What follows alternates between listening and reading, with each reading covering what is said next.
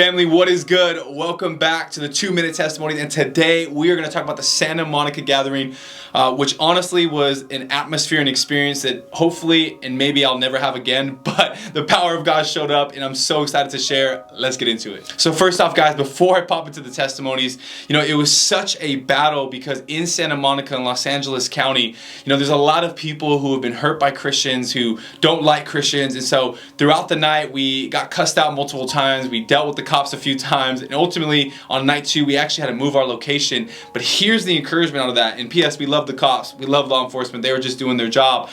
But even though we moved locations, the power of God still showed up. People still got saved, baptized, and delivered. And so the first testimony that I want to share with you guys is that night there was actually a homeless man there who came up to us and he wanted a sweater because he was cold.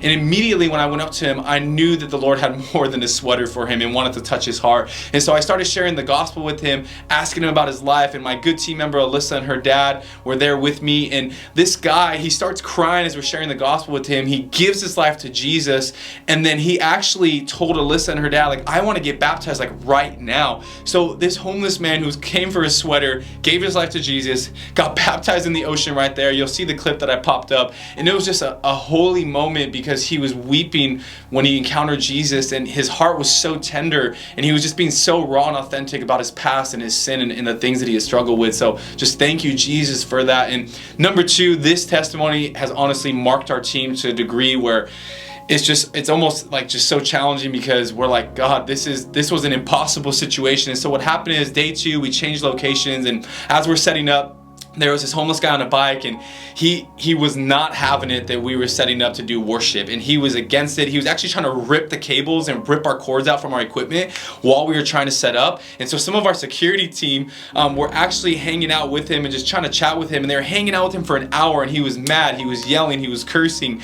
And he actually, after about an hour of talking to our team, his heart started to soften, and he revealed to our team that he had been hurt because of his father in the past. And in that moment, he gave his life to Jesus. He was crying. There's a picture I'll post here, and it was just a moment we'll never forget because this guy was literally trying to tear our equipment up, didn't want us to set up.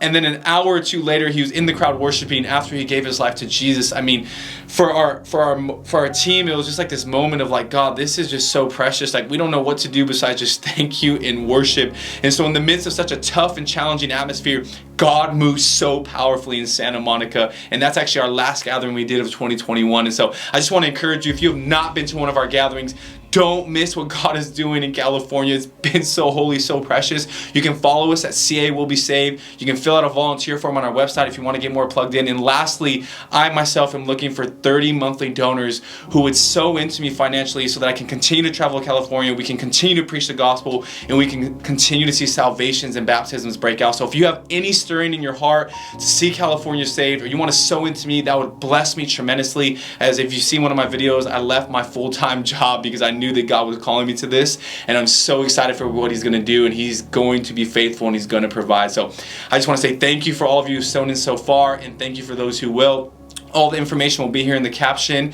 Also, if you go to any of the links in my bio, you'll see the rest of the information there. So love you guys, and I'll see you soon.